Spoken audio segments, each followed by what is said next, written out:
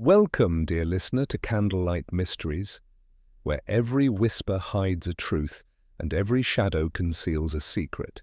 Tonight, as the wind sighs against the glass and the flame trembles low, we invite you into another tale of suspense and candlelight.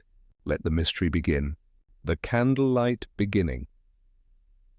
The bell of St. Mary Mead's little church tolled once for the evening hour and fell quiet, as if even sound had been warned not to trespass beyond the hedgerows. A thin mist had crept over the lanes, pearling the spiderwebs that embroidered the rose trellises along the limes. The gracious house on Old Coach Road. It was the last week of August, and the roses, extravagant, old-fashioned blooms with names like Madame Isaac Pereire and Souvenir de la Malmaison, breathed their soft perfumes in the cooling air. The light seemed to soften under them, translating the pale scandal of the day into candlelight. Inside the limes, a dinner party had drawn to a close, small, genteel, all the cutlery polished to a discreet gleam. Conversation had circled over village improvements, a minor inheritance, and the price of coal, and just once, accidentally, over something darker that everyone decided with impeccable courtesy not to hear. A gust rattled the French doors. The candlesticks flickered. Curtains breathed in and out like lungs. On the terrace, beyond the soft pallor of the muslin drapes, the rose gardens sloped in terraces. Gravel paths made careful arabesques between beds. In the centre stood a sundial, its gnomon pointing a silent admonition at the hour just past. From the parlour, laughter spilled and thinned, retreating into the sheltered corners alongside cigar smoke and the last chime of a teaspoon in porcelain. The scent that drifted in with the night air was roses, and something else, faint as the memory of a disagreeable guest. The house belonged to Mr. and Mrs. Leonard Abernethy. He was grey-templed, given to accounts and reform committees. She, elegant and ever attentive, had a habit of counting the moments under her breath whenever the telephone rang. Their daughter, Isabel, a lovely girl of 21 whose hair caught lamplight like spilled sherry, had spent most of supper cutting an apple into quarters with the knife she ought not to have used, and listening as young ladies listen to what is said and not said. There was also a visitor in residence, a cousin from London, Mr. Victor Markham, of restless temperament and a taste for attention. He wore too much cologne for the country, and his laugh suggested debts that might be settled if only someone else would be kind.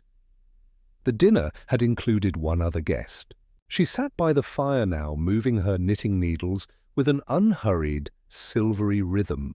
Miss Jane Marple, that quiet spinster of St. Mary Mead, whose clear blue eyes rested upon the world as if it were a sampler to be examined for irregular stitches. She observed kindly, she forgave easily, and she remembered everything. The clock on the mantelpiece, a French piece with enamelled numerals, clicked a little faster than it should. Everyone had an excuse to retire early, a letter to write, a headache, bleak news in the paper. The Abernethy's maid, Lucy, cleared the coffee cups and found, after a discreet absence, that she'd forgotten one. When she returned, no one remarked upon the absence of Mr. Markham. The garden lamps beyond the French doors were gas-fed and had been allowed to dwindle. The night brought a breath of sea from the coast, which was not near enough to be convenient and not far enough to be forgotten. Moths turned in lazy spirals around the lamps. A thrush, surprised awake, gave a ragged cry and fell silent. Miss Marple set her knitting down. "I always find," she said to no one in particular, "that gardens keep secrets a very little while. They are such earnest housewives' gardens, so proud of what they grow. But you see, like housewives, they cannot resist an airing. The least gossip escapes on the breeze." Mrs. Abernethy smiled wearily. "My roses, Miss Marple, would never betray me." Miss Marple folded her hands. "There are roses and there are people who hide among roses," she thought. "One must learn to smell the difference." A small clink resounded from the terrace, the unmistakable note of glass against stone. The sound was followed by a soft, choking cough, then a weary exhalation such as one hears at the end of a quarrel. The silence that settled afterward felt heavy, like a velvet theatre curtain just before it lifts. Lucy glanced towards the doors. "Shall I—" Mrs. Abernethy shook her head. "No need. Victor has likely gone to smoke where he thinks it will look picturesque." The faintest edge polished her voice. "And found at last that the air out there is not an audience." Miss Marple watched the candle flames lean, as if someone had opened a door half an inch. The roses breathed again, exhaling sweetness. And there, thinner than the smoke from a match, was that other note. Bitterness, faintly almond, as though a confection had betrayed itself. Isabel rose. "I left my shawl on the terrace." "I'll fetch it. Take a lantern," her father said. He was not a nervous man, but his tone wore an extra layer of cloth. "The steps can be treacherous." "And mind your slippers. The gravel's sharp." Isabel drew the bolt, slipped out, and was transformed into silhouette, a slender, dark cutout against the stuttering garden light. The curtain stirred, brushed the brass handle, and fell still. From the parlour, the wireless muttered the dying notes of a string quartet. Then came the scream. Not the operatic cry of the theatre, nor the shrill surprise of a mouse cornered in the larder, but a sound that began low in the ribs and tore itself upwards through the throat, a string breaking and snapping back against the hand that plucked it. Mr. Abernethy leapt to his feet and knocked his chair backwards. Mrs. Abernethy pressed her fingers against her pearls, as if the familiar roundness would measure the world back into sense. Lucy froze. Miss Marple's eyes were already on the French doors, and she was rising with that neat economy of movement peculiar to ladies who have spent a lifetime pretending they aren't in a hurry. They reached the terrace together. The lantern on the iron hook had flared up defiantly before guttering low. Isabel stood near the sundial, her shawl trailing from one hand, the other hand plastered against her mouth as if to keep something dreadful from escaping therefrom. At the foot of the slight stone bench in the centre of the rose garden lay Victor Markham. He was crumpled in a manner no nap could improve. His head lolled at a slack angle. The rose leaves were pearled with dew, and something darker, like blushes that had gone too far. Above his chest, a single white bloom, iceberg perhaps, leaned down like a compassionate witness. Mr. Abernethy went to his knees. Victor, man, good Lord." He hesitated as though reluctant to touch. He's not drunk." This came as though announcing a small miracle. Miss Marple moved to the bench, her steps precise along the gravel. She paused, looked at the sundial's inscription, "I count only the sunny hours," and then down at Victor's slack face.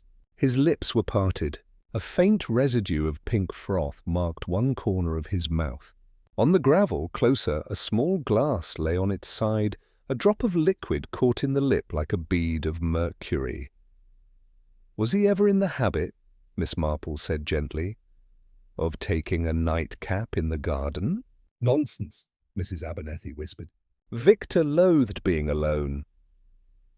"Yes," Miss Marple said, almost to herself. "That can be a very dangerous habit." The roses gave up their perfume obediently to the night, but a new fragrance crept among them. Barely there, a paper-thin bitterness like the sigh of an almond pastry left too long to brown. Miss Marple bent closer to the fallen glass, but did not touch it. She noted the half-moon impression upon the rim, a smear of lipstick only just visible if one knew how a lipstick trails like the wake of a dragonfly. Isabel's voice struggled for composure. He had a quarrel by telephone earlier." "In the study?" "I heard him." Her eyes lifted to Miss Marple's face with the helpless trust of the young towards someone who knits and therefore must understand order. He was asking for money. Did he often do that, my dear? Miss Marple asked. Ask for things? Isabel nodded. The lantern made a pearl of her throat. He was angry when he hung up. Miss Marple's gaze travelled over the sundial. The gravel-scuffed footprints leading from the house to the bench and back again, two sets distinct in the moonlight's patient logic. The garden's careful order had been ruffled, but not enough. Whoever had arranged this had known the rosebeds and their bedtime gossip. Mr. Abernethy, Miss Marple said softly, I think we must send for Dr. Fairfax. And for the constable. Is he... Mrs. Abernethy's voice faltered mid-air like a moth unsure of light. Yes, Miss Marple answered with that sad certainty which sounds like mercy. He is beyond doctoring. But how he got there, that Mrs. Abernethy, is a thing we must discover before it slips away with the mist. The garden listened. The night, with infinite politeness, made room for the inevitable. Somewhere near the hedge, a beetle turned itself right side up and went on. In the lanes, a bicycle bell rang twice, cheerful, oblivious, a village instrument playing its little tune as the world tilted. Miss Marple straightened and considered the roses, those delicate ladies whose petals bruised at an eager touch. She thought, there are poisons that borrow the fragrance of sweetness. There are people who do the same. One learns if one grows old enough to tell them apart. She lifted her eyes to the lamplit windows where the curtains made ghosts of the living. The French doors stood open, a mouth in the house's face, as Mr. Abernethy hurried inside for the candle flames in the parlour behind them stood unnaturally straight, as if stiffened by fear. And from the shadowed roses, something watched with all the patience of a gardener who knows exactly what he has sown. Chapter. The night that followed was long and damp, as if the air itself had been wrung through grief.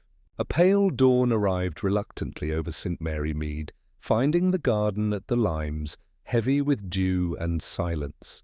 The roses hung their heads like penitents. By the time the village stirred, the constable's bicycle leaned against the gate, and Dr. Fairfax's black bag rested on the sundial, forgotten in the commotion. Inside, the Abernethys sat at breakfast but did not eat.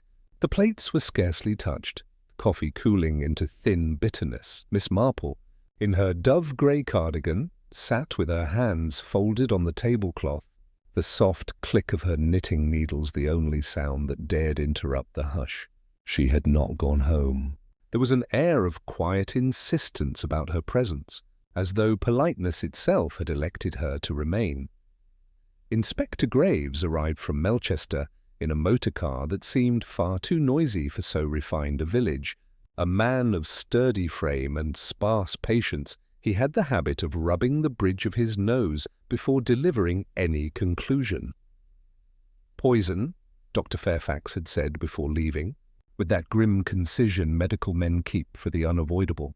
Ingested, almost certainly, rapid, I'll know more after examination, but there was a faint scent, almond. Unmistakable. Now, with the inspector's arrival, the business of tragedy became official. Good morning, Miss Marple, he said, somewhat deferentially, for they had crossed paths before. Seems you're always just near when something's afoot. I believe, Miss Marple replied mildly, that one is only ever near where one is wanted, Inspector. He nodded. Quite so. He turned to Mr. Abernethy.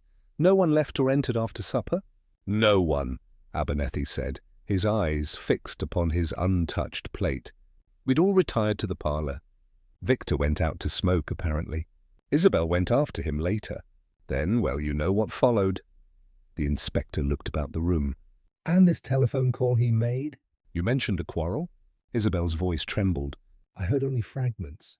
Something about money, as I said. He seemed angry. Desperate, even, Mrs. Abernethy interjected quietly. Victor was always desperate, poor man. He lived upon borrowed sums and borrowed charm. He could not have borrowed life as well. Graves's pencil scratched briskly in his notebook. Where is the telephone kept? In the study, Abernethy said. Down the corridor. The inspector gestured to one of his men. Dust the receiver, cord and desk. Prints too, he turned back to Miss Marple. And you, ma'am, you noticed something last night? Only what anyone might, she said. The smell of almonds in the air, the garden path trodden twice, and a glass with 2 sets of lips upon it. 2? Yes, one rather larger, Mr. Markham's, I should think, and one more delicate. A woman's pale lipstick, cool in tone. I do so dislike that colour. It makes even youth look slightly mortuary. Mrs. Abernethy paled. Miss Marple, are you implying— Nothing, my dear, she said quickly. Merely that evidence has the very inconvenient habit of being impartial. By mid-morning, the garden had become a theatre of polite inquiry. The constables moved with exaggerated care among the rose-beds, lifting petals as though they might confess. The sundial, ominous and still, marked the hour in indifferent shadow. Inspector Graves crouched beside the stone bench. We found the glass where you said— Only a trace left, likely cyanide. No decanter nearby, no bottle, no cup save this. He held up the evidence bag. Cyanide is often used by gardeners, Miss Marple murmured. To rid their roses of pests, the inspector's brows rose. You don't say? Oh, quite, though of course the proper use is diluted and harmless if handled with care. But a touch too much, or a hand that means mischief, and it becomes quite the efficient murderer. Her gaze drifted to the tool shed near the hedge, half hidden behind a climbing rose. May I? She asked. Graves followed her. Inside, the air smelled of earth, turpentine and iron. Jars lined the shelves, each neatly labelled rooting powder, arsenate of lead, rose tonic, slug repellent. One bottle sat crookedly out of line, its cork slightly ajar. Miss Marple tapped the glass. Here we are. Prussic acid. I shouldn't think the average maid would have much cause to use this. Graves noted it. Yet it's here. Could be anyone's hand that fetched it. Miss Marple tilted her head. Or everyone's hand, if one doesn't know what to look for, she thought. By afternoon, St. Mary Mead was alive with the soft hum of speculation. Miss Price Ridley had seen the ambulance and declared at once that it was most improper to die so suddenly after Dinner. Miss Hartnell had decided the roses were to blame. Too foreign in variety. Never trust anything French. I always say, at the post office, tongues wagged briskly. Did you hear it was poison in the garden? Said one. Oh, but they say Miss Marple was there, replied another. And if she's about, well, there'll be no keeping secrets long. Miss Marple, for her part, returned home briefly to feed her canary and exchange her shawl for another, softer one, she thought as she walked, the mist curling up the lane around her ankles. There was a lipstick mark, yes, and Isabel's expression, not of guilt, but of shock, perhaps disbelief. The mother's composure, brittle but rehearsed. And Leonard Abernethy? A man who counts every coin but cannot quite count the hearts in his house. She paused before her gate and looked at the roses blooming there, less showy than Mrs. Abernethy's, but of sturdier scent. It's a dreadful thing, she murmured aloud, when poison finds its way into a garden. Dreadful, and never by chance. That evening, Miss Marple accepted Inspector Graves's invitation to return to the limes. The study was dim, heavy with the odour of ink and smoke. On the desk lay several sheets of paper, one torn nearly through. Graves gestured. Markham's notes from last night.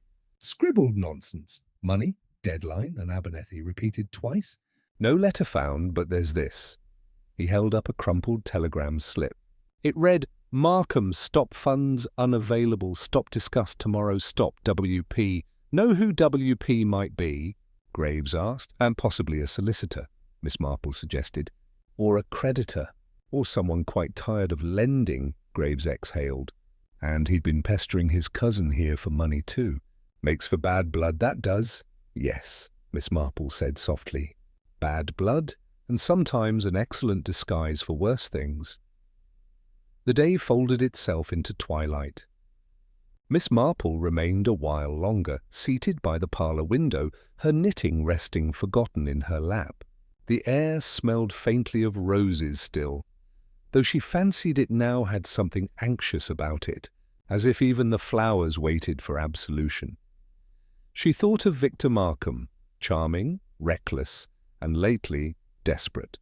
Of Isabel's tremor, Mrs. Abernethy's calm, Leonard's silence. Of the missing bottle and the lipstick trace, there are, one recalls, she mused, 3 kinds of poisoners: the impulsive, the fearful, and the tidy-minded. The tidy-minded are by far the most dangerous. They poison not only to kill, but to restore symmetry. The clock struck 9. From the garden came the rustle of a single falling rose, heavy with its own decay. Miss Marple folded her hands. "The roses know, I think," she whispered. "They always do." Chapter 2. Morning. Sunlight came reluctantly through the gauzy curtains of the limes, diffused and thin, like a truth half told. The house smelled faintly of damp ash, strong tea, and the ghost of last night's roses. A constable lingered outside, boots leaving pale marks on the gravel. Inside every sound, a spoon in a cup, a chair moved, a sigh carried too clearly. Miss Marple was already in the breakfast room, quiet as the ticking clock. Her small hands, neatly gloved, rested upon her handbag as though to still their own questions. Inspector Graves arrived looking older, his collar uncomfortably tight. He carried a folder of notes which he placed on the sideboard before speaking. "Well, Miss Marple," he said, "the doctor's report confirms it. Hydrocyanic acid, cyanide, quick and certain, administered by ingestion within minutes of death. No trace in the household kitchen or pantry, so it wasn't cooked in anything. That means the dose was in his drink." Miss Marple inclined her head. "The glass from the garden." "Exactly so." "Then our problem," she said mildly, "is to discover who prepared it, and how it came to be in his hand." Lucy, the maid, stood trembling in her apron. Her eyes were red, not only from shock, but from the immense strain of having seen police boots treading her polished floor. "Now then," Graves said, not unkindly, "you served the coffee?" "Yes, sir, in the parlour." Miss Isabel took the tray when she went for her shawl. Mr. Markham wasn't there. He'd gone out to smoke, as I thought. "I didn't see him again till the scream. You poured all the cups yourself?" "Yes, sir, except his. He'd already left. I only filled for Mr. and Mrs. Abernethy, Miss Isabel, and Miss Marple." "And none of them complained of the taste?" "No, sir. I make it the same way each night, a spoon for each and one for the pot." Miss Marple's gentle voice intervened. "Tell me, Lucy dear, who usually washes the cups after?" "I do, ma'am, except last night. Everything happened so sudden, I left the tray." Miss Marple smiled faintly. "Yes, and very proper too." "One cannot wash away tragedy, however hot the water." Lucy's lips quivered. "I didn't touch that glass, ma'am, I swear." "I believe you, my dear," said Miss Marple. "But perhaps someone else did." Inspector Graves led Miss Marple once more to the study. The morning light fell across the desk, revealing the dust motes like slow-moving thoughts. "Nothing stolen," Graves said. "Wallet watch all there. But there's this." He handed her a small envelope marked for L.A. in Victor Markham's slanting script. Inside was a single note. "We cannot both live under the same roof much longer. Either you or I must go." Miss Marple regarded it with quiet gravity. "How unpleasant." "And yet not a suicide note. You think it was meant for Leonard Abernethy?" "Undoubtedly. But not to warn him of self-destruction would do rather the opposite. Blackmail?" Miss Marple's eyes brightened. "Perhaps merely extortion, which is blackmail without the artistry," Graves grunted. "And you think the quarrel last night was about this?" "I think," said Miss Marple softly, "that it was about something older than money, the kind of resentment that grows like bindweed, choking everything it touches. Mr. Leonard Abernethy was found in his study after luncheon, gazing out at the garden with the weary air of a man who has miscounted something vital." Graves entered briskly. "Mr. Abernethy, I'll need to ask again, did you or your wife have any quarrel with your cousin?" Leonard's jaw tightened. We quarrelled often enough over his debts. I told him this house was not a bank. He threatened. Well, made insinuations. What kind of insinuations? Leonard's eyes flicked toward the door, then back. That he knew something about my past business affairs. Complete nonsense, I assure you. Miss Marple's voice, gentle yet piercing, drifted from her chair near the window. Business affairs often involve a little nonsense, Mr. Abernethy, but seldom complete nonsense. One might say they thrive on the incomplete. He frowned, caught between irritation and fear. You speak as if you suspect me. Not at all, she said. But one must always ask, and who profits by silence? He turned away. You talk like a priest, Miss Marple. Oh, no, she replied, smiling faintly. Priests forgive. I merely notice. Later that afternoon, Miss Marple found Isabel walking alone near the rose arbour, her gloved hands twisting the ribbon of her hat. Dear child, Miss Marple began. You're quite worn to the thread. Isabel stopped, swallowing hard. It's Mother. She won't speak of it, won't even let me. She says the dead deserve their peace. But how can there be peace when no one tells the truth? Miss Marple said nothing, only waited, her silence the gentlest invitation. Victor threatened Father, Isabel continued. He said he'd expose something in his company. Some investment gone wrong. I don't know the details. He demanded £500. And did your father intend to pay? I don't think so, he said. Let the scoundrel hang by his own rope. She shivered. Miss Marple, you don't think Father couldn't have... My dear, Miss Marple said softly, I think your father is a man who believes more in accounts than in accidents. But even accountants make errors, especially when the sum is human. Isabel pressed her handkerchief to her mouth. I thought I saw someone in the garden before I went for my shawl. Just a shadow near the rose hedge. I thought it was Victor. But now I'm not sure. A shadow, Miss Marple murmured.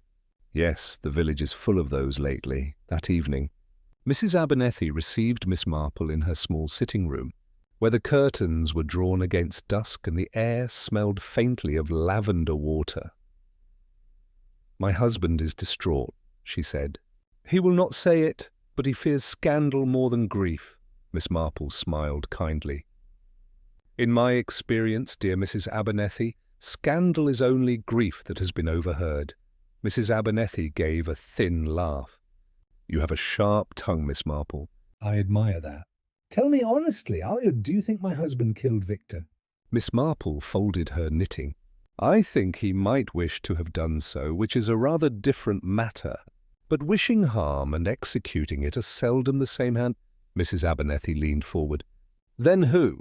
I rather hoped, Miss Marple said lightly, that you might tell me. The woman's poise cracked for a moment. She looked suddenly exhausted, older. I wanted him gone. Victor had made my life wretched these past months. His presence was poison long before the roses took their share. Did you ever tell him so? Once? And what did he say? Her eyes drifted toward the drawn curtains. He said he would never leave unless someone put him in the ground. Miss Marple nodded slowly. How prophetic people can be when they least intend it. That night, Miss Marple sat alone in her parlour, a single candle trembling beside her teacup. The wind worried at the window panes like a question seeking entry. The poison was taken in the garden, she thought.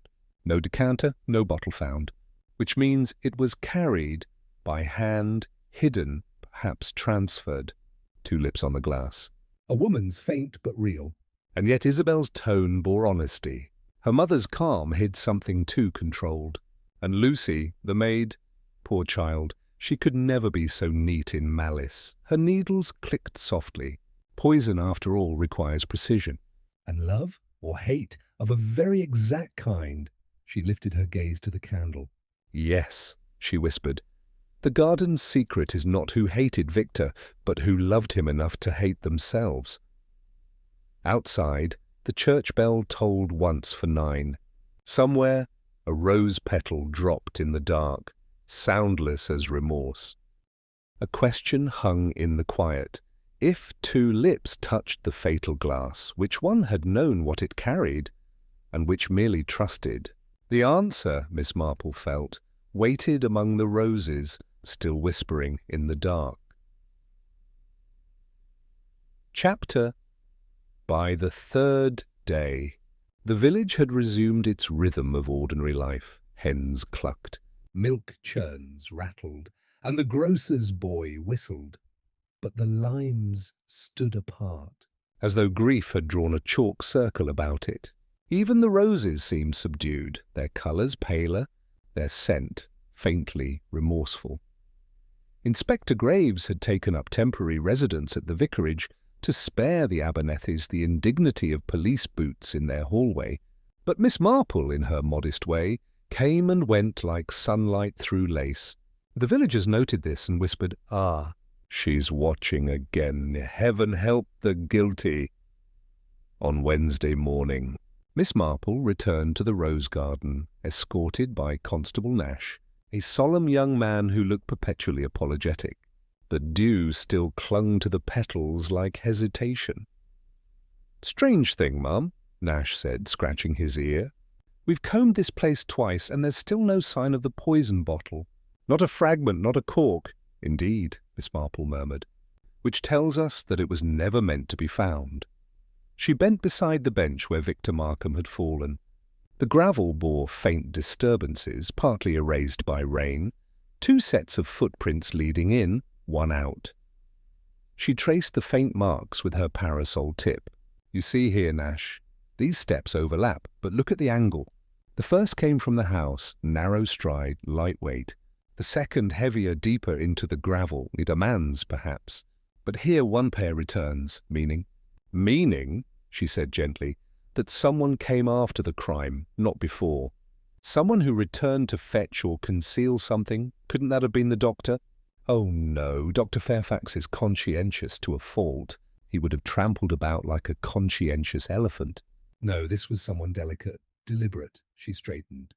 "Constable, I should like to look again at the gardener's shed." The shed smelled as it always did, damp soil, cord twine, and iron. Yet this time Miss Marple noticed something small and shining beneath the bench. A brooch.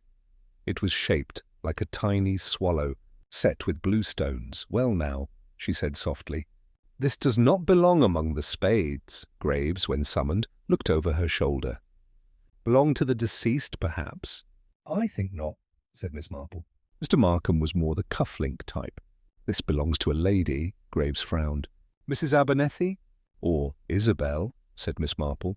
"Or indeed someone else entirely. Swallows, you know, have a curious reputation. Symbols of return and of promises that can't die." She held the brooch to the light. One pin was slightly bent as though torn loose. Someone was here after the death, Inspector. And in haste. Later that afternoon a new figure appeared at the limes. Mr. William Pritchard, solicitor, whose initials W.P. matched those on the telegram. A thin, sandy-haired man with anxious spectacles. He seemed perpetually to fear being misunderstood. "I came as soon as I read the papers," he said. "Terrible business. I was Mr. Markham's solicitor for certain small matters." "Financial matters?" asked Graves. "Debts, rather. He was, unfortunate in speculation." He'd pressed his cousin, Mr. Abernethy, for assistance, yes, but I advised against further loans. "Why?" Pritchard sighed. "Because he'd mortgaged nearly everything." "Even a small annuity belonging to—" He stopped abruptly, catching Miss Marple's watchful eyes. "Go on." "Mr. Pritchard," she said gently. "To Mrs. Abernethy, without her knowledge, I suspect. He said she'd consent later, but I refused to file it. He stormed out of my office threatening to make her see reason. That was 2 days before his death." Graves whistled softly. "So the widow had motive enough." "Not the widow," Miss Marple corrected.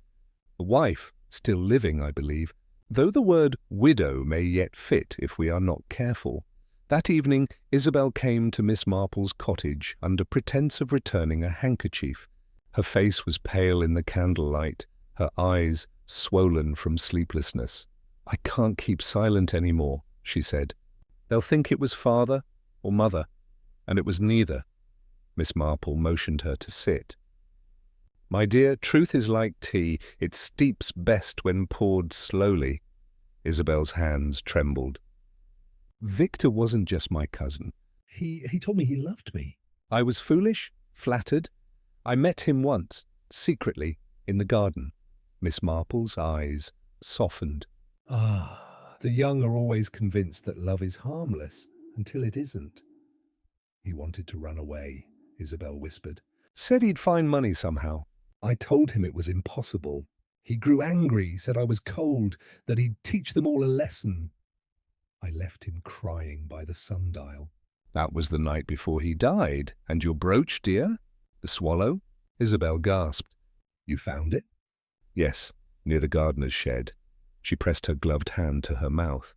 "Then someone went there after me." "I lost it when Victor kissed my hand. I ran." "I never went back." Miss Marple nodded slowly. "And yet someone did, perhaps to retrieve the brooch. Or to use it?" Isabel looked up, tears bright on her lashes. "You don't think, Mother—" Miss Marple didn't answer at once. "Your mother is a woman who values peace above truth, which makes her dangerous in quite a different way.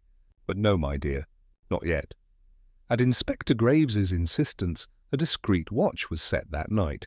The constables took turns by the garden gate, while Miss Marple, with her knitting and a lantern, sat quietly on the terrace like an unassuming sentry. The moon, pale and high, turned the gravel paths to silver threads. Time passed softly. The tick of the hall clock, the distant cry of an owl, the faint rustle of petals falling. Sometime after midnight, a shadow moved by the hedge. Miss Marple raised her head. "Good evening, Mrs. Abernethy," she said. The woman froze, her silk dressing-gown glimmering faintly. "You startled me. I couldn't sleep." "Gardens can be soothing," Miss Marple replied. "Though they remember more than one might wish." Mrs. Abernethy's hand tightened around a small metal object, a garden trowel. "I came to tend the roses." "They mustn't be left neglected at midnight." Mrs. Abernethy's voice trembled faintly. "I suppose that does sound absurd." She dropped the trowel. "I can't bear it. Oh, the smell of them. It's everywhere." Miss Marple rose gently. "It will fade, my dear. Scent, guilt, grief, all fade, given patience." "But not memory," Mrs. Abernethy whispered. "Not that." The following morning brought a development. A constable discovered a crumpled sheet inside a hollow brick near the sundial, water-stained but legible. It was a letter, never posted. "My dearest A, I cannot bear the silence any longer. I will not be cast aside for the sake of appearances. You promised me a life together, and I will hold you to it. "If I cannot have your heart, I shall at least have your freedom." Inspector Graves handed it to Miss Marple. "Well now." "A for Abernethy, I suppose." Miss Marple read it twice. "Possibly, but which one?" "Meaning?" "There are two Abernethys in this house, Inspector. One with money, one with charm." "And charm, I fear, can be the more ruinous currency," Graves frowned. "You're suggesting Mrs. Abernethy was—" "I suggest nothing," Miss Marple said softly. "But the letter is written by a man who felt betrayed. That, Inspector, is the surest motive of all. Not money, but wounded vanity." That evening, back in her cottage, Miss Marple sat again with her candle and her thoughts. So, Victor was in love, or fancied himself so, with Mrs. Abernethy. He borrowed her name's initial for his letter and her annuity for his scheme. Leonard knew or guessed, and there was fury between them. Isabel loved him once and fled. The poison came from the shed, a gardener's weapon turned inward, and someone, neat and certain, removed the bottle afterward. Her needles paused, two sets of lips on the glass. One man, one woman. Perhaps she poured it to frighten him, not to kill, or perhaps she meant to silence him forever. The swallow brooch, symbol of love's return, dropped at the scene of death. "Yes, the past is flying back to its perch." She blew out the candle.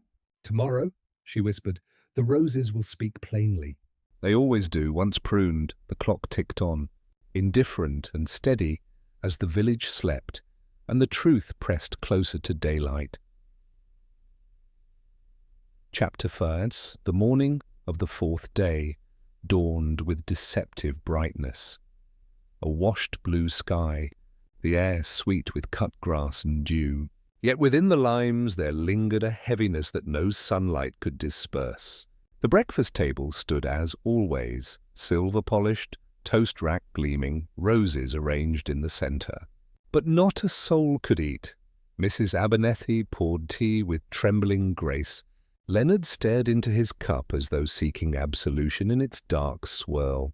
Isabel picked at a crust, her eyes rimmed with exhaustion, and then, precisely at 9, Miss Marple arrived, punctuality itself, with a knitted shawl the colour of pale violets and an air of gentle intrusion. Inspector Graves followed a moment later, holding a brown envelope. He placed it on the table. "This, Mr. Abernethy, was found among your cousin's effects. A sealed envelope addressed to you. Thought it best we open it in your presence." Leonard took it, slit the flap with a letter opener, and drew out a single page. His eyes moved swiftly over the lines, and colour drained from his face. "What does it say?" Mrs. Abernethy whispered. He swallowed. "He accuses me of defrauding the company, of diverting funds from a charity account. Lies, all lies." Graves reached for the letter. "May I?" He read aloud, "If you do not make things right, I shall see the matter placed before the papers." "I am done being your silent partner in deceit." "Victor," Graves folded the page. "Well, that rather muddies the waters. Perhaps blackmail after all." Miss Marple's voice, soft but steady, floated across the room. "Yes, and yet not quite. You see, Inspector, blackmailers seldom die before collecting their due. It is the almost blackmailers who are in greatest danger." A knock interrupted them. The gardener, old Mr. Cottrell, stood awkwardly in the doorway, cap in hand. "Beg pardon, sir, but I thought as how I'd best speak now before folks go saying I kept summat back." Graves gestured for him to continue. "Well, sir," he said, twisting his cap, "night before the poor gentleman died, I was late with the pruning. Heard voices by the shed, Mr. Markham and someone else. Couldn't see who, but it were a lady." "I'd swear it by the tone. Soft like whispering, but sharp underneath. What were they saying?" "Couldn't make out every word, sir, but she said, 'You promised me, you promised.' And he said summat like—" "Then you'll leave me no choice." That's all I heard. Miss Marple's eyes met the inspector's. A promise and a threat in the same breath. A most unfortunate duet. Cottrell cleared his throat.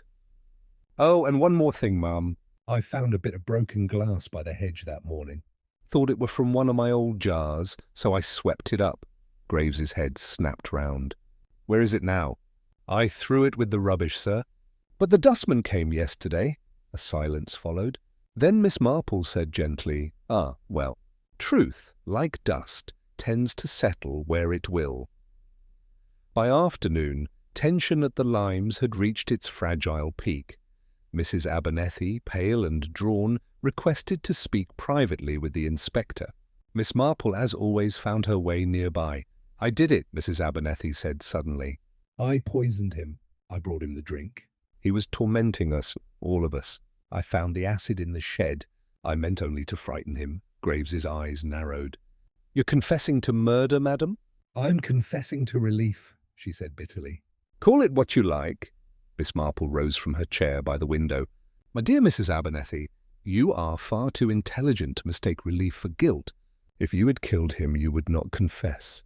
You would tidy and smile and pour tea for the constables." "No, this is not your crime." The woman turned, eyes wild. "Then whose?" "Who else could have?" Miss Marple's tone softened.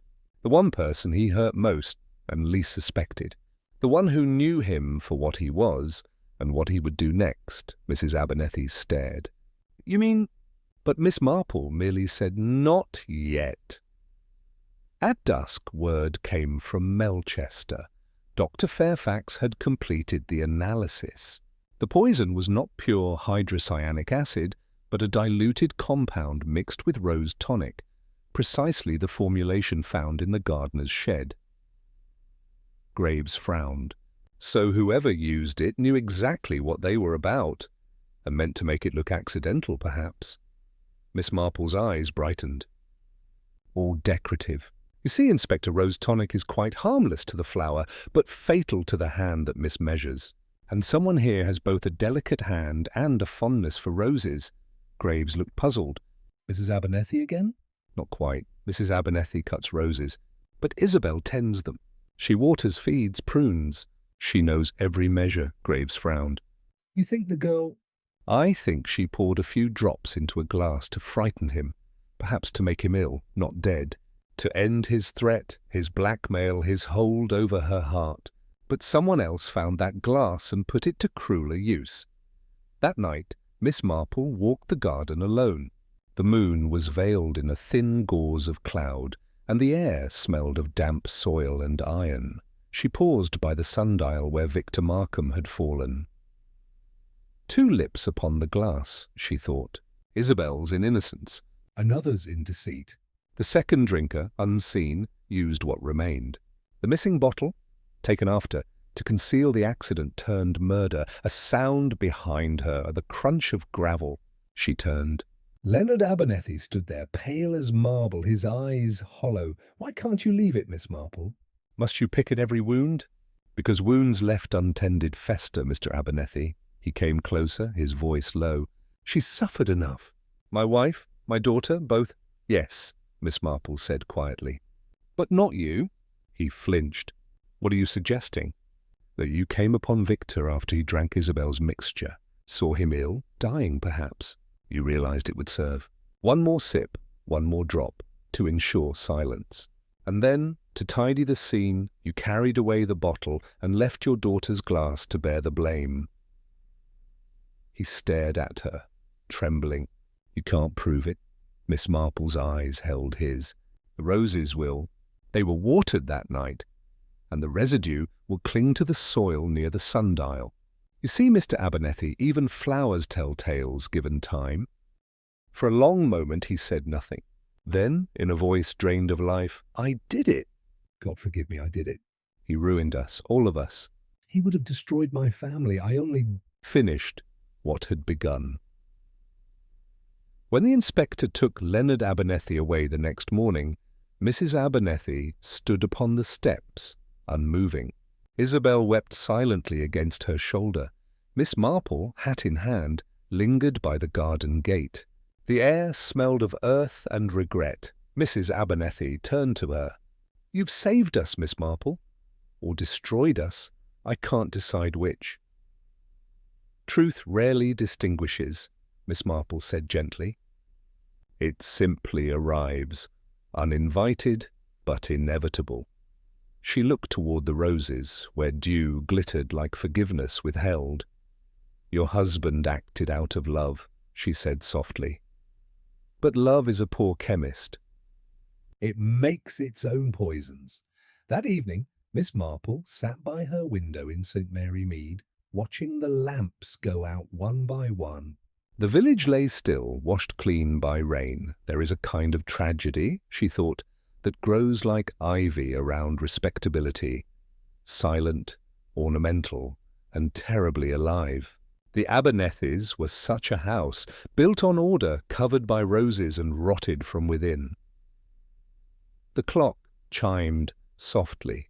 She laid her knitting aside and whispered, Poor Isabel, poor Leonard, poor Victor most of all, though he deserved what came. The only true innocence, perhaps, belongs to the roses. Outside, thunder rolled faintly in the distance, a slow echo of what had already broken. And in the garden of the limes, a single white bloom opened under the lightning's brief flash, serene and unknowing. Chapter. Rain swept across St. Mary Mead that evening, fine as lace, blurring the hedgerows into shadow. The village slept under its quiet veil, save one small window at the edge of the green. Miss Marple's, where a single candle burned with patient constancy. Inside, she wrote a note in her small, neat hand, folded it, and placed it in an envelope marked, For Inspector Graves. Urgent. Her eyes were bright with the soft fire of certainty. The time for reflection had ended. The time for revelation had begun. By noon the next day, Graves's motor car rolled up the drive of the Limes once again, its tires hissing over wet gravel. He entered with his usual heaviness, hat in hand, face grim. "I received your note, Miss Marple," he said. "You claim the case isn't finished?" "Indeed not, Inspector." "You have arrested a man who confessed, but confession is not always truth, merely relief, wearing guilt's clothing." Graves frowned. "You're suggesting Leonard Abernethy didn't kill his cousin?" "I am suggesting," Miss Marple replied, "that Leonard is too tidy a scapegoat for too untidy a crime. You see, Inspector, he confessed, not because he was guilty, but because he believed himself responsible, and that in its way is far more dangerous." Graves rubbed the bridge of his nose. "You'll have to show me, ma'am." "Because the evidence was arranged," she said simply, and quite artfully too. That evening, at Miss Marple's gentle insistence, the remaining household was gathered once more in the parlour, Mrs. Abernethy in black silk, Isabel pale but composed, and Graves standing by the mantelpiece. The rain whispered against the windows, and the roses outside pressed their damp faces to the glass as though listening. Miss Marple took her seat near the fire. "My dear friends," she began, "I beg your indulgence for one last conversation. You see, I have a dreadful habit of tying loose ends, even when they struggle." Mrs. Abernethy's hand trembled slightly as she reached for her tea. "Must we speak of it again, Miss Marple?" "My husband's confession that it was made out of love," said Miss Marple. "And love, as I have often observed, is the most unreliable witness." She turned to Isabel. "My dear, when your father confessed, what did you feel?" I wanted to believe him," Isabel said softly. "It made sense." "He was protecting Mother and me." "Yes, and yet protection often hides what should be faced. You see, Inspector," she said, glancing at Graves, "there is a pattern in this house, a pattern of concealment. Each soul here has tried to hide one truth or another, and thus each is tangled in the same web." Graves grunted. "Meaning someone else spun it?" "Precisely." Miss Marple rose and approached the French doors, now closed against the rain. Let us return for a moment to that night. The garden was dark, the lamps fading. Mr. Markham had quarrelled by telephone earlier. Desperate, cornered, he went to the terrace with his glass not yet poisoned. He was joined there, not by Isabel, who fetched her shawl later, nor by Leonard, who was still in the study, but by Mrs. Abernethy. Mrs. Abernethy's teacup rattled faintly in its saucer. "You told him, did you not, that his demands must cease?" Miss Marple continued. "That he had already destroyed your peace, that there was nothing left for him to gain but pity." The woman's voice was barely a whisper. "He laughed at me." "Yes," said Miss Marple gently. "He would have." "That was his gift and his weapon." "And so you turned to the one thing at hand, the tonic bottle from the gardener's shed, which you had seen Isabel use earlier. A few drops, you thought, to frighten him? You poured it into his drink, left him coughing, furious but alive," Graves interjected. "But the dosage was fatal, ma'am." "Not yet," Miss Marple said.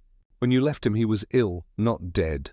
Then Isabel came, moments later, found him struggling, offered the same glass in alarm, and thus her lips joined his upon the rim. She fled to fetch help, and while she was gone another came." Mrs. Abernethy looked up, pale as wax. "Leonard?" "No," Miss Marple said softly. Leonard was still inside. "It was Lucy, your maid." A gasp filled the room. Lucy, summoned at once, entered the parlour with eyes wide as saucers. "Me, ma'am?" "I swear. Sit down, my dear," Miss Marple said kindly. You see, when one has been in service long enough, one learns more than one's employers ever suspect. You knew Mr. Markham had been tormenting the family. You heard the quarrel, saw the glass on the terrace, and perhaps out of loyalty, perhaps fear, you took matters into your own hands. Lucy's face crumpled. "He was cruel, ma'am." "Always mocking, calling me stupid, saying I'd end up on the street." "When I saw him choking, I thought I'd finish it, make sure he couldn't hurt them again." Mrs. Abernethy covered her mouth in horror. Lucy wept. "I poured what was left from the bottle, the one I found by the shed." I thought it'd be quick, merciful. I didn't know he was half dead already, Graves exhaled sharply. "So she's the one who fetched the bottle after?" Hid it. Yes, Miss Marple said. "Because in the morning she found what she had done and tried to erase it. The footprints, the missing bottle, the broken brooch, all explained." A tapestry woven by too many trembling hands, Lucy sobbed.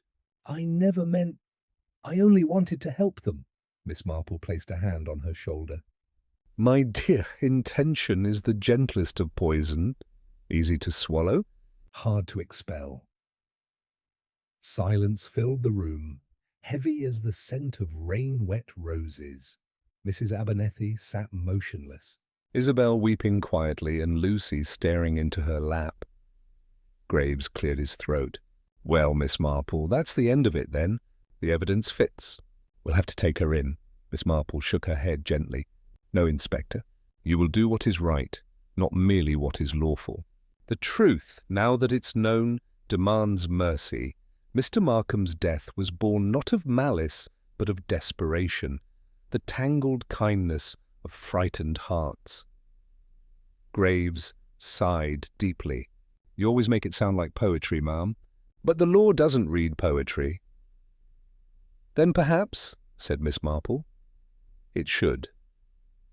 Outside the rain ceased, and a watery sunlight broke through the clouds. Miss Marple stood by the window, looking out at the drenched roses bowing under their own beauty.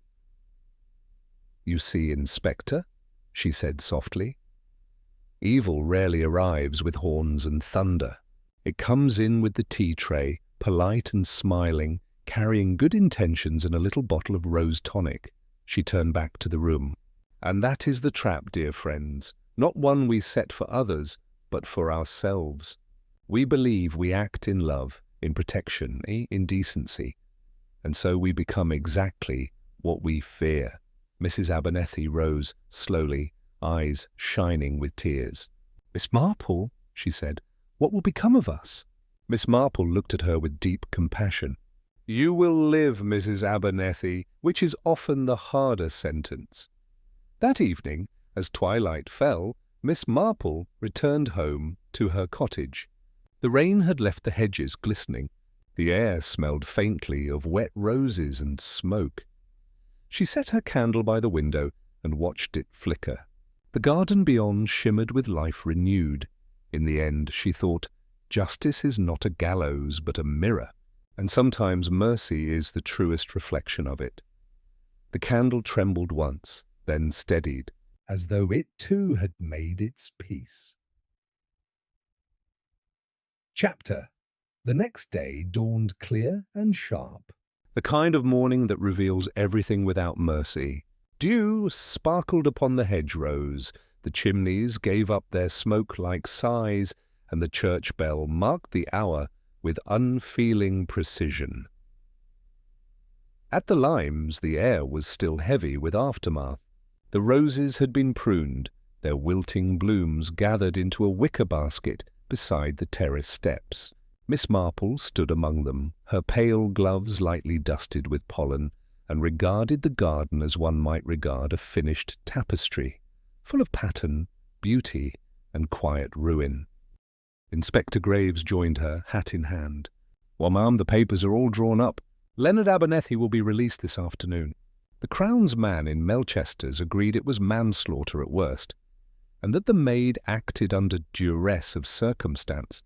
Between you and me, the judge will likely see sense." Miss Marple inclined her head. "That is well. "Punishment would serve no purpose here. They have all endured their sentence already.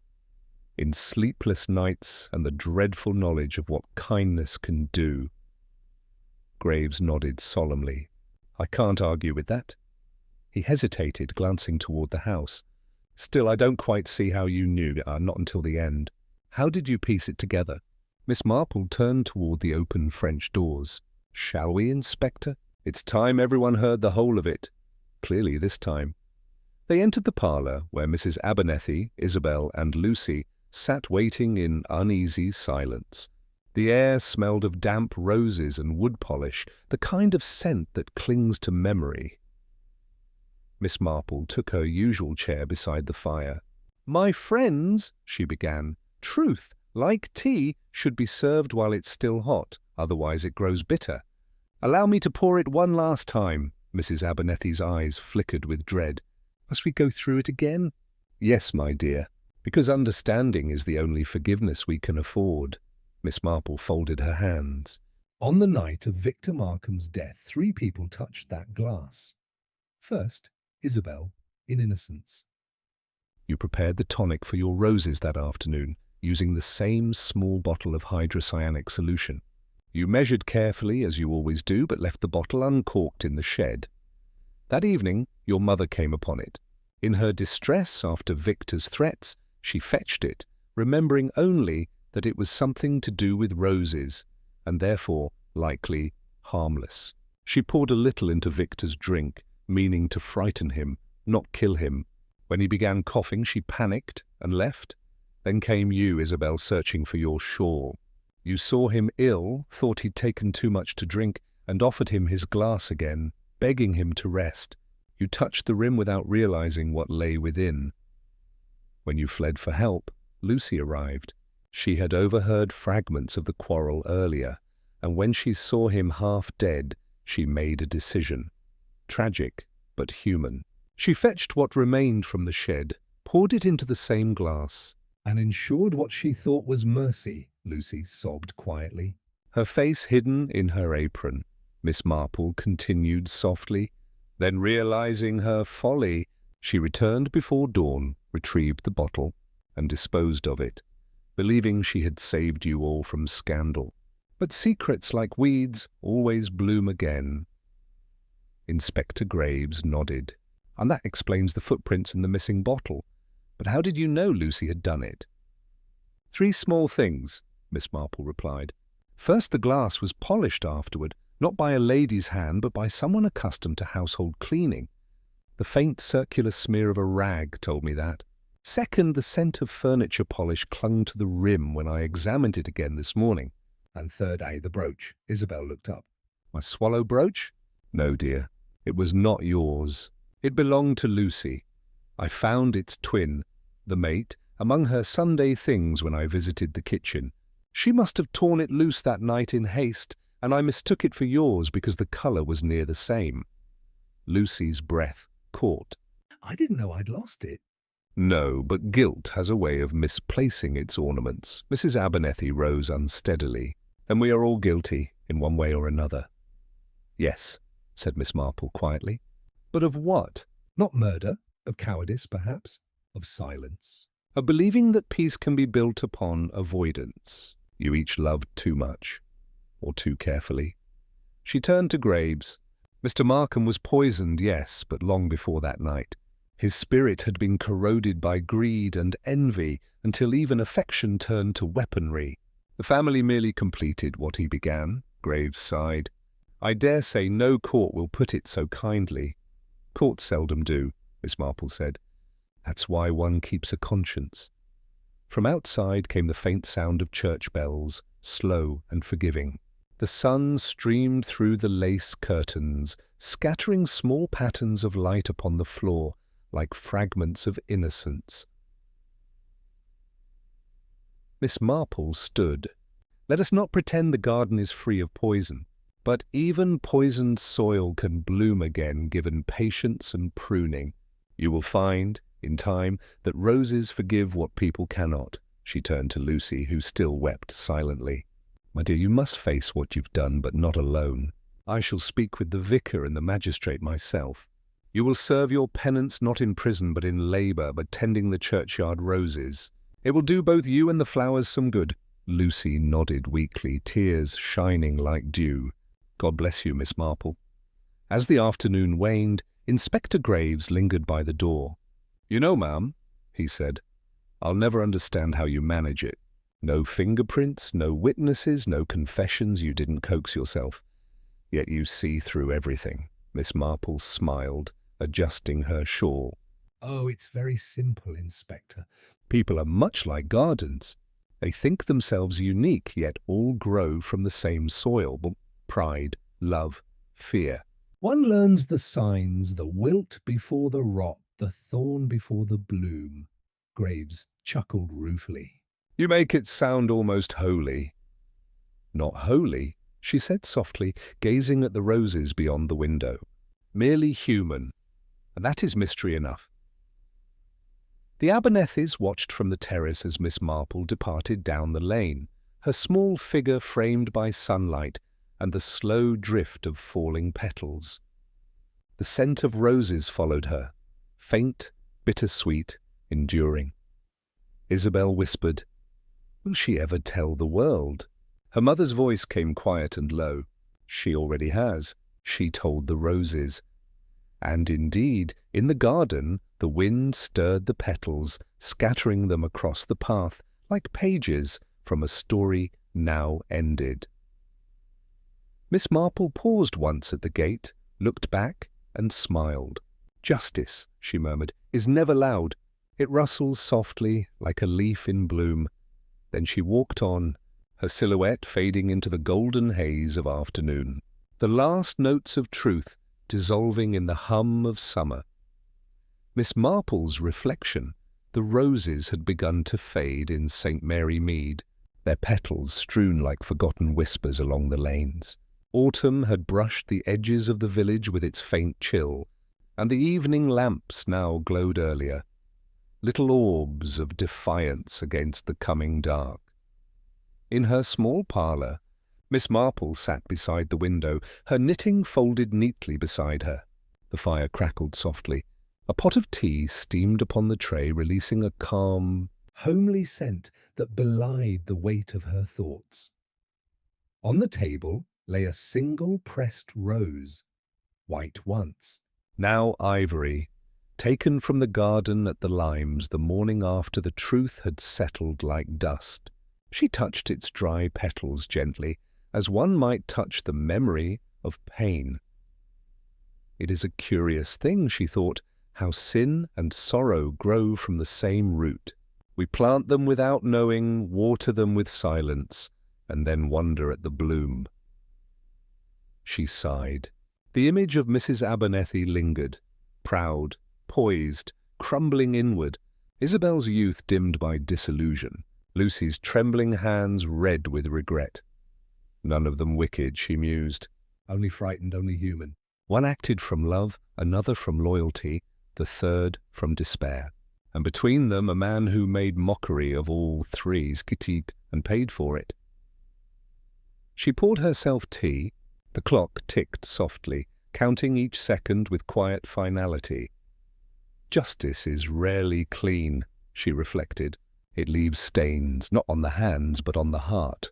And mercy, when it comes, is never free. One must pay for it with understanding. Outside, the evening bell rang from the church tower, slow and measured. The sound drifted over the hedges, through the empty lanes to the windows of the limes, where the household lived now in subdued harmony. Isabel had written to her, a gentle, tentative letter, thanking her for saving what could be saved. Miss Marple had smiled upon reading it. She will marry one day, she thought, and learn that happiness is not purity, but persistence. Lucy, too, had found her penance at the vicar's garden. The churchyard roses bloomed under her care, brighter than they had in years. Work, Miss Marple believed, was the truest absolution. As for Leonard Abernethy, he had retreated to the coast, where salt and wind might scour away what conscience could not. Perhaps, Miss Marple mused, he will one day forgive himself, though forgiveness, like truth, must be coaxed gently, never demanded. She stirred her tea slowly, the spoon chiming once against the china. Evil does not often roar, she thought. It sighs, it flatters, it smiles across a supper table. It grows among respectability like fungus in velvet, and it thrives best where good people refuse to look too closely. Her eyes wandered to the window, where dusk had thickened into violet. The candle on her desk trembled faintly in its pool of wax. There was a time, she remembered, when I believed wickedness belonged to villains, to strangers, but age teaches otherwise. Every kind heart contains its corner of shadow, every hearth its cold ash beneath the glow.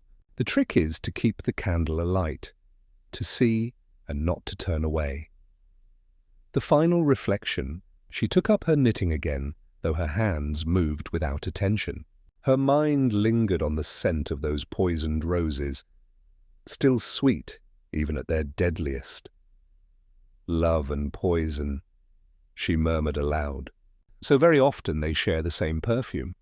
The clock struck 8. Outside, the wind moved gently through the hedge, making the lamplight quiver. Miss Marple set aside her knitting and leaned closer to the candle's flame. Its small golden light danced in her eyes, reflecting both sorrow and serenity. And as the candle burned low, she whispered, "Another secret met its shadow." Candlelight Mysteries channel. Message: if you enjoyed this story, dear listener, we invite you to linger a little longer with us, where every whisper hides a truth and every shadow conceals a secret. Subscribe to Candlelight Mysteries and join our circle by the soft glow of the flame. Here, each tale is woven from quiet deceit, human frailty, and the delicate perfume of justice. Each story, a reflection in candlelight, fragile, flickering, yet unflinching. And as the last rose fades and the night deepens, remember, another secret always waits to be revealed. Another secret fades. By Candlelight. Full mystery complete, Miss Marple and the Poison in the Garden Roses, a Candlelight Mysteries original.